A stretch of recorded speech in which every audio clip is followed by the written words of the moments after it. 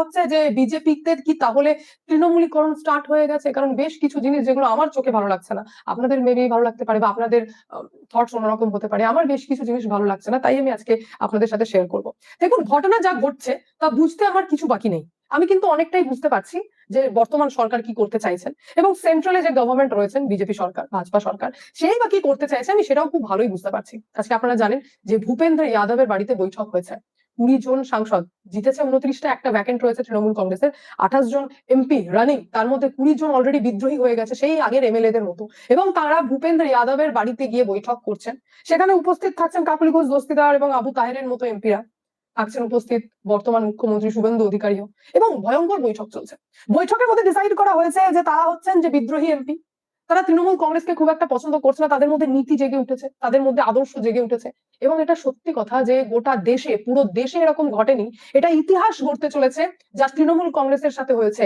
মানে এত তাড়াতাড়ি যে একটা দল ভেঙে চুরমার হয়ে যেতে পারে, তাই এটা ইতিহাস গড়েছে এই তৃণমূল কংগ্রেস। আর তারই মধ্যে যখন আমি শুনি বৈঠক হচ্ছে, তো বৈঠকের মধ্যে ওম বিড়লা, যিনি স্পিকার মহোদয় রয়েছেন, ওনাকে চিঠি লেখা হয়েছে যে সেই বিদ্রোহী তৃণমূল কংগ্রেসের এমপিদেরকে পার্লামেন্টে আলাদা ব্লকে বসতে দেওয়া হোক। ডিমান্ডে তারা এটা বলে দিচ্ছেন যে আমরা আমরা অন্ধভক্তের মতো, এখন আবার তাদের অন্ধভক্ত বলতে খুব একটা সমস্যা হচ্ছে না, তাদের দুধের গায়ে বলতে নিজেদেরকে খুব একটা প্রবলেম হচ্ছে না, তারা বলছেন যে আমরা অন্ধভক্তের মতো এনডিএ কে সাপোর্ট করতে চাই। ভেরি ওয়েল এন্ড গুড, খুব ভালো বিষয়। এবং এটাকে নিয়ে বৈঠকও চলছে। আমি যত দূর পর্যন্ত এবং যতদিন পর্যন্ত এই সেন্ট্রালের গভর্নমেন্টকে ফলো করেছি, তাতে আমি এটুকু কিন্তু 100% জানি যে তারা আদর্শ এবং তাদের আইডিওলজি এবং তাদের যেটা টার্গেট রয়েছে তার বাইরে কিন্তু যায় না। এবং এই যে বৈঠকটি চলছে, অত্যন্ত ইম্পর্টেন্ট একটা বৈঠক, যেখানে 20 জন সাংসদের, তৃণমূল কংগ্রেসের সাংসদরা রেডি হয়েছে এনডিএ কে সাপোর্ট করার জন্য। আর একটা ঐতিহাসিক ঘটনা ঘটতে চলেছে, সেটা হচ্ছে যে বিজেপি বৈশাখী সরকার, সে কিন্তু ফুল মেজরিটিতে বিল পাস করিয়ে দেবে। সেটা উমেন রিজার্ভেশন এবং ডিলিমিটেশন, দুটো বিলই কিন্তু আমাদের রাজ্যের জন্য অত্যন্ত ইম্পর্টেন্ট। কারণ আমি এটা বিশ্বাস করি, মহিলা রিজার্ভেশনটা দরকার, জাতপাত নয়, মহিলা রিজার্ভেশন দরকার। কারণ মহিলাদের মধ্যে একটা ইগো কাজ করে, সাহস কাজ করে, আর তাদের মধ্যে দুর্নীতিবাজ মানে ঘোটালাবাজ বিষয়টা কম হয়। আর মহিলারা কাজ করতে ভীষণ পছন্দ করে, তারা ভীষণ অ্যাগ্রেসিভলি কাজ করে। এ বিষয়ে কোনো সন্দেহ নেই, আপনারা যে কোনো ডিপার্টমেন্টে দেখে নেবেন, মহিলা থাকলে আপনারা ঘুষ পর্যন্ত অফার করতে পারবেন না, কারণ আপনাদের ভয় লাগবে। মহিলা করাপ্টেড কম হয়, এটা ফ্যাক্ট। আচ্ছা, ডিলিমিটেশন ভাই, প্রথমে যখন আমাদের জনসংখ্যা কম ছিল তখনও সেই 543টা সিট, এখনো তারাই থাকবে, তো এটা তো হতে পারে না। জনসংখ্যা যেভাবে বাড়ছে, তো জনপ্রতিনিধি বাড়াটা স্বাভাবিক এবং সেটাকে সাপোর্ট করা উচিত। মমতা ব্যানার্জির সরকার যতদিন ছিল ততদিন শুনেছিলাম যে কেন্দ্র থেকে যাই বলা হচ্ছে তাতেই না, কিন্তু এইবার আমরা জানি যে ডিলিমিটেশন এবং উমেন রিজার্ভেশন বিল ততটাই ইম্পর্টেন্ট যে এটা পাস হওয়া দরকার। এবং তার জন্যই কিন্তু ভূপেন্দ্র যাদবের বাড়িতে বৈঠক হচ্ছে, সেখানে সাংসদরা বলছেন যে আমরা আলাদা করে ব্লকে বসবো, সাপোর্ট করবো। আর এটা যদি হয়ে যায়, তাহলে আমি বলছি আপনাদেরকে যে রেকর্ড তৈরি করবে বিজেপি, এবং থাপ্পড় লাগবে ইন্ডিয়া অ্যালায়েন্সের ওপর, কারণ তারা ফুল মেজরিটিতে এটা বের করে দেবে। বৈশাখী সরকার হয়ে যখন এত সাপোর্ট নিজের দিকে আনবে, সেটা অটোমেটিক্যালি একটা ঐতিহাসিক বিষয় হবে এবং ঐতিহাসিক সিদ্ধান্ত হবে। এবং তৃণমূল কংগ্রেসের সাংসদদের পরিস্থিতি, এমএলএ দের পরিস্থিতি, কাউন্সিলরের পরিস্থিতি তো আপনারা দেখতেই পাচ্ছেন। বিদ্রোহী ফিরাদ হাকিমকেও আপনারা ঘুরতে দেখতে পাচ্ছেন, এমএলএ বিদ্রোহী ফিরাদ হাকিম। তো জানি বিষয়টা কোনটা ভালো লাগছে না, কেন বললাম তৃণমূলীকরণ হচ্ছে। এই যে শতাব্দী রায়ের বাড়িতে বৈঠক, সেখানে মুখ্যমন্ত্রীর উপস্থিতি আমার চোখে ভালো ঠেকছে না। এই যে দীপক অধিকারী, এতদিন পর্যন্ত ঘাটাল মাস্টার প্ল্যান, আজকে যদি তৃণমূল কংগ্রেস জিততো, এই ব্যক্তি বলতো ধন্যবাদ ঘাটাল মাস্টার প্ল্যানের জন্য, আমার দিদিকে ভোট দেওয়ার জন্য। আজকে সেই দেবের যখন গাল টিপছেন মুখ্যমন্ত্রী, ভালো লাগছে না? শয়ে শয়ে বিজেপি কর্মী মারা গেছে, শয়ে শয়ে। আর ভোট যদি বলে থাকি, তো এটা খুব সত্যি কথা, আমি এটা বিশ্বাস করি যে ভোট কিন্তু বিজেপিকে আনতে হবে, বা হিন্দুত্বের ওপর ভোট পড়েছে এটা নয়, পড়েনি সেটাও নয়। হিন্দুত্বের ওপর ভোট পড়েছে, হিন্দু এক জায়গায় হয়েছে, একত্রিত হয়েছে, মানলাম, কিন্তু ফ্যাক্টর ছিল দুর্নীতি। আর এই চোর চিটিংবাজ দুর্নীতিবাজ লোককে, মানুষকে বোকা বানানোর লোকজন, যাদের মুখের মধ্যে একটা কলঙ্ক রয়েছে, যেটাকে আপনারা যদি মানে কি বলবো, আমি ইজি দিয়ে ওয়াশ করলেও, ভ্যানিশ দিয়ে ওয়াশ করলেও তাদের এই কলঙ্ক যাবে না, তাদেরকেই যদি আবার সামনে আনা হয় এবং তাদের গাল যদি মুখ্যমন্ত্রী টেপেন, তাহলে মানুষ কিন্তু ভালোভাবে নেবে না বলে আমার মনে হয়। কারণ আমি খবর অতটাই মন দিয়ে করি যতটা মন দিয়ে আমি আপনাদেরকে খবরটা ডেলিভার করছি। আমার বিষয়টা পছন্দ হয়নি। অনেকে আবার বলছেন যে না, আসলে দীপক অধিকারীর গাল টেপার পেছনের কারণ হচ্ছে যে বৈঠকটি যেটা হয়েছিল, সেখানে দীপক অধিকারী চুপি চুপি পৌঁছেছিলেন ভূপেন্দ্র যাদবের বাড়িতে, চুপ করে একটি কর্নারের চেয়ারে বসেছিলেন। ছবি তোলা হয়েছিল কিন্তু দীপক দাদার ছবি সামনে আসেনি, দেবের নাকি ছবি সামনে আসেনি, তাই শুভেন্দু অধিকারী গালটা টিপলেন, তো বিষয়টা হাইলাইট হয়ে গেল যে মুখ্যমন্ত্রী, সরি ফোন চলে এলো, তো বিষয়টা হাইলাইট হয়ে গেল যে মুখ্যমন্ত্রী তো দীপক অধিকারীর গাল টিপে দিয়েছেন, মানে একটা ইশারাও হয়ে গেল, হাইলাইট ব্যাপার একটা, দারুণ দারুণ। ভালো লাগেনি আমার, আমার একদম ভালো লাগেনি। এবং আমি এখন থেকে আশঙ্কা প্রকাশ করছি যে অনেকেই একাধিক ব্যক্তি আমাদের হোয়াটসঅ্যাপের মাধ্যমে বলছেন, দিদি ঘুরছে টিএমসির লোকজন ঘুরছে, ঘুরতে অসুবিধা নেই, কেউ যদি জোর করে ঘোরে তাহলে তাকে আপনি কিভাবে আটকাবেন? আটকানো যায় না। আর কেউ যদি শ্রমিক ভট্টাচার্যের সামনে গিয়ে দাঁড়িয়ে ছবি তুলে নেয় এবং আপনারা গোল গোল করে বলবেন এটা টিএমসি, এটা টিএমসি, আরে সেই বিজেপির ব্যক্তিকে ধরুন, যে বিজেপির ব্যক্তি ওদেরকে নিয়ে যাচ্ছে শ্রমিক ভট্টাচার্যের সামনে, কারণ শ্রমিকটা তো চেনেন না, স্বাভাবিক শ্রমিক ভট্টাচার্য চিনবেন না। সেই ব্যক্তিকে ধরুন, যে ব্যক্তি শুভেন্দু অধিকারী পাশে দাঁড় করিয়ে তৃণমূলের লোককে দাঁড় করাচ্ছেন, কারণ শুভেন্দু অধিকারীর পক্ষে সবাইকে চেনা সম্ভব নয়। তো বিজেপির লোকই করছে এটা, বিজেপির লোক কানেকশন করাচ্ছে, তো তাদেরকে ধরা উচিত যদি এটা বাদ দিতে হয়। আর এটা কেন বাদ দিতে হবে? কারণ মানুষ কিন্তু দুর্নীতির বিরুদ্ধে ভোট দিয়েছে। আবার সেই কলঙ্কিত ফেস, আবার সেই কালিমালিপ্ত মানুষজন যারা দুর্নীতি করেছে, চুরি করেছে, যাদের এক একটা পার্টি অফিস থেকে ঘর পাওয়া যেত, মানে তারা পার্টি অফিস চালাতো কম, রুম চালাতো বেশি, তাদেরকে নেবে না মানুষ। তো এই যে তৃণমূলীকরণটা, যে মানুষের সামনে একটা ইমেজ তৈরি হচ্ছে, এটা হচ্ছে, আপনারা যদি পোস্ট দেখবেন, তো পোস্টে কমেন্ট পড়লে বুঝতে পারবেন যে মানুষ কি বুঝছে, মানুষ কি দেখছে এবং মানুষ কি চায়, এটা বোঝা যায়। এটা বোঝা যায় মানুষের সেন্টিমেন্ট কোন দিকে কাজ করছে, এটা বোঝা যায়। তো যেটা চলছে এটা কিন্তু ঠিক চলছে না। এটা যদি বেশি দিন চলতে থাকে, হ্যাঁ বিল পাস করানো ঠিক আছে, বিল পাস হবে, বিল পাস করানো যাবে, ঐতিহাসিক ব্যাপারও ঘটবে, কিন্তু এই গাল টেপাটেপি, এই ছবি তোলাতুলি, এটা যদি একটুখানি লক্ষ্য করা যায় তাহলে বিষয়টা বুঝতে পারবেন যে ভবিষ্যৎ কিন্তু খুব একটা ভালোভাবে এগোবে না এরকম চলতে থাকলে। তাছাড়া দুর্নীতির কথাই যখন বলতে শুরু করলাম, তো আমাদের যুবরাজের কথাটা একটু বলে দিই। ইনি আবার লেজেন্ডারি, 36 বছর বয়স হয়েছে, ছোট থেকে দেখেছেন সরকার চলে এসেছে এবং সরকার আসতে উনি শুরু করে দিয়েছেন দুর্নীতি, কয়লা বালি সবই তো শুনেছিলেন। মদ কেলেঙ্কারি সম্পর্কে এবার আজকে আপনারা আমার মুখ থেকে শুনুন যে ঘটনাটি কি ঘটেছে। এই ব্যক্তি পিসির সরকার আসতেই ভেবেছিল যে আমার বাবার সরকার চলে এসেছে, আমরা যে কোনো নিয়ম চেঞ্জ করতে পারি, যে কিছু মানে যা খুশি তাই আমরা করতে পারি, এবং যার জন্য খুব ভদ্রভাবে এই সমস্ত কাজ কিন্তু আইএএস এবং আইপিএস অফিসারদের মাথা থেকেই বেরোয়, মানে এত ব্রেন কিন্তু ওই অভিষেক ব্যানার্জির মাথা থেকে বেরোনোর কথা নয়, এগুলো কিন্তু হেল্প করেন, বিউরোক্রেটসরাই হেল্প করে থাকেন।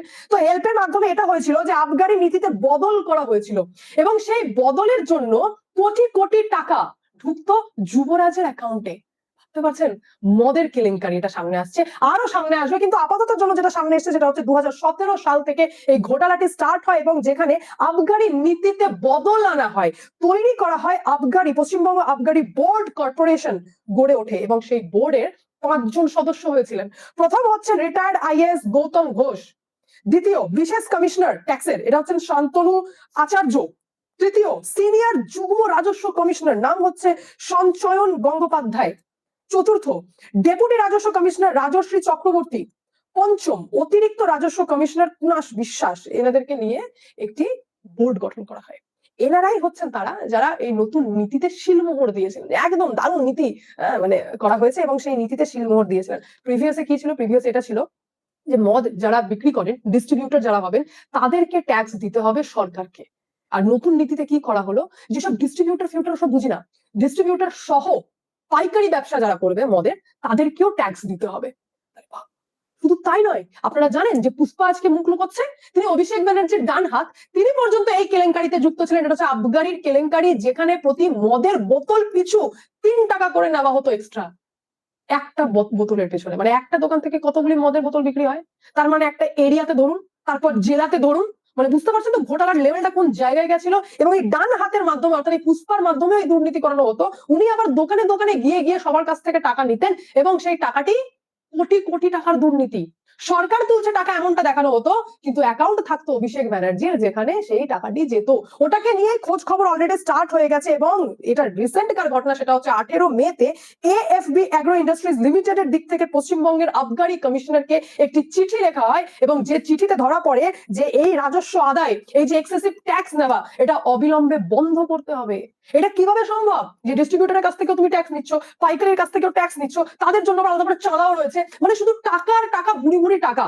আর এই বুদ্ধি অভিষেক ব্যানার্জির একার মাথা থেকে বেরোনো নয়, যে বঙ্গ, বিশ্ব বাংলার বঙ্গ ওই সমস্ত বুদ্ধি পেটেন্ট করে নিতে হবে, সব বুদ্ধি দিগ্গজ দিগ্গজ ব্যক্তির মাথা থেকে বেরোনো। এবং এটা হচ্ছে তারই মধ্যে একটা, যেখান থেকে জানা যাচ্ছে যে দুই পক্ষের টাকা নিয়ে, দুই পক্ষ মানে ডিস্ট্রিবিউটর প্লাস পাইকারের দিক থেকে রাজস্ব আদায় করে এবং সেখানে একটা বৃহৎ অংশ টাকা অভিষেক ব্যানার্জির অ্যাকাউন্টে ঢুকতো, রাজ্যের যুবরাজের অ্যাকাউন্টে ঢুকতো। এটা হচ্ছে অভিযোগ।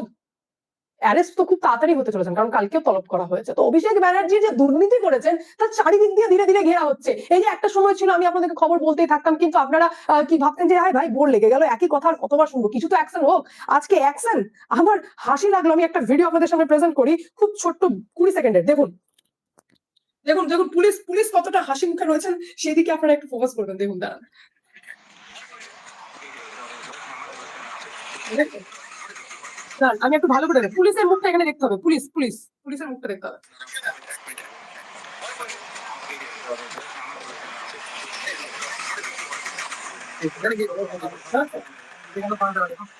আরে আরে আরে ভাই, আর একবার আমি আপনাদেরকে দেখাবো 20 সেকেন্ডের জাস্ট। এই দেখুন, হাসিটা দেখুন, জাস্ট হাসিটা। ওটা নীল গামছাটা কি মাথায় মুড়ি, পুষ্পা? এই যে নীল গামছা দেখছেন, এই যে চুপ করে মুখ লুকিয়ে ঢেকে, এত মুখ লুকানোর কিছু হয়েছে কি? সবাই তো চেনে, পুষ্পা নামেই তো চেনে, নিজেকে তো নিজে বলেছিলেন না, গায়ে মানে না আপনি মোড়ল, কথা রয়েছে না, পুষ্পা। পুষ্পার মধ্যে পুষ্পার আত্মা ঢুকে গেছিল আজকে, জানেন? নেপাল সীমান্ত থেকে পালিয়ে যাওয়ার অবস্থা, মানে ব্যবস্থা করেছিলেন। গাড়ি নিয়ে নেপাল সীমান্ত ক্রস করে নাকি চলে যাবেন, বিএসএফ ধরতে পারবে না, পুলিশ ধরতে পারবে না, উনি নাকি পুষ্পার আত্মা ওনার মধ্যে ঢুকে গেছিল, এবং তিনি ডিসাইড করে নিয়েছিলেন যে পরবর্তীতে নেপালেই সারাটা জীবন কাটিয়ে দেবো, কারণ রক্ষা কবচ হাইকোর্ট দিচ্ছে না, অ্যারেস্ট তো খুব শীঘ্রই হতেই হবে। অভিষেক ব্যানার্জির ডান হাত বলে কথা, ভিডিওর বিভিন্ন জায়গায় ট্রান্সফার করানোতে যে পুষ্পার হাত, যে পুষ্পা, এই যে অজয় পাল শর্মা যাকে এনকাউন্টার স্পেশালিস্ট বলা হতো, খুব হালকাভাবে নিয়েছিলেন না, এনকাউন্টার স্পেশালিস্ট যাকে বলা হতো, ওনাকে মানুষও বলতেন সিংহাম, আর পুষ্পা নিজেকে বলে দিয়েছিলেন জাহাঙ্গীর, নিজেই বলেছিলেন যে আমি হচ্ছি সেই পুষ্পা। তো সেই পুষ্পার আত্মা আজকে ঢুকে গেছিল ওনার মধ্যে, এবং তিনি ভেবেছিলেন যে আমি অতি সহজেই নেপাল সীমান্ত পার করে যাবো, পেরিয়ে চলে যাবো, কেউ ধরতেই পারবে না, আমি পুষ্পা হয়ে যাবো, নদী দিয়ে কাটে যাবে আর উনিও পার হয়ে চলে যাবেন, তারপর নাকি জীবনটা রঙিন, এবং নেপালে নাকি বাকি জীবনটা কাটিয়ে ফেলবেন। এটা হলো না, এটা হলো না। এসটিএফ যে স্পেশাল টাস্ক ফোর্স গঠন করা হয়েছে, আগেকার সরকারের টাইমে পুলিশ কাজ করতো না, আগেকার সরকারের টাইমে পুলিশ ধৃতদেরকে ধরতে পারতো না, চোরদেরকে ধরতে পারতো না, এবার তো হিউজ অ্যাক্টিভ। আর পুষ্পা বলে কথা, ভোট প্রচারের সময় তো মোটামুটি জানা গেছে যে কেমন থ্রেটটা পড়েছিল, এই থ্রেটেরই এটা রক্ষা কবচ চাইতে গেছিলেন, কিছু হয়নি, তো শেষ পর্যন্ত নেপাল সীমান্ত দিয়ে পালাতে গিয়ে জানা যাচ্ছে গাড়ি চালিয়ে পালিয়ে যাচ্ছিলেন। আর রীতিমতো আপনারা বলতে পারেন যে সিনেম্যাটিক ব্যাপার, মানে গাড়ি চলছে স্পিডে, পুলিশে এসটিএফ আছে পেছনে, গাড়ি ভেবেছিলেন যে স্পিডে আমি নাকি বর্ডার পার করে চলে যাবো, কেউ ধরতেই পারবে না। তো সেই পরিস্থিতিতে পুষ্পাকে ধরা হয়েছে। নাটক চলছে আমাদের রাজ্যে, মানে নাটকীয়, মানে এরা এত লেভেলের চোর। এই যেমন আমি অরূপ বিশ্বাস এবং স্বরূপ বিশ্বাসের যদি কথা বলি, তো আপনারা নিজেরাই অলরেডি খবর পেয়েছেন যে ওনাদের ঘরের ভেতর থেকে খুফিয়া ঘর পাওয়া যাচ্ছে, মানে এরা কি, মানে ঘর, পার্টি অফিস থেকে ঘর পাওয়া যাচ্ছে, বাড়ি থেকে ঘর পাওয়া যাচ্ছে, গোডাউন থেকে ঘর পাওয়া যাচ্ছে, এদের এত রুম নিয়ে কিসের কাজ? কিন্তু কাজ ছিল ভাই, খুফিয়া খুফিয়া ঘর পাওয়া যাচ্ছে। এখন তো আমি জানতে পারছি যে আজকের ঘটনা সেটা হচ্ছে বেহালার শাহাপুর কলোনির ফ্ল্যাটে রহস্যময় ঘরের সন্ধান মিলল পুলিশের। এনারা লেজেন্ডারি, এত টাকা মারতেন যে সেই ঘরের আবার এমনি সেমনি লক নয়, তার আবার ডিজিটাল লক, যে লক নাকি কোড দিয়ে খুলতে হয়।